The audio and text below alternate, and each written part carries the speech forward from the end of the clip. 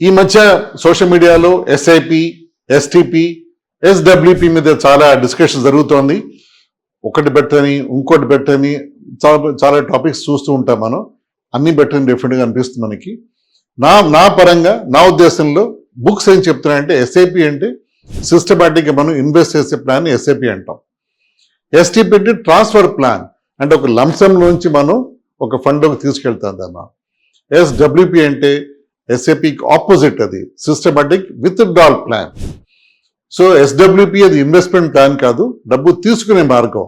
SIP అంటే investment చేసే మార్గం. అది ఎస్డబ్ల్యూపి ఎవరికి రెలవెంట్? అది రిటైర్ అయిపోయిన వాళ్ళకి, ఎవరైతే కాన్స్టెంట్ డబ్బు కావాలో ఇల్లు నడపడానికి, కానీ దేనికి ఒక లంసం పెట్టి దాని నుంచి తీసుకుంటే ఎస్డబ్ల్యూపి అవుతుంది.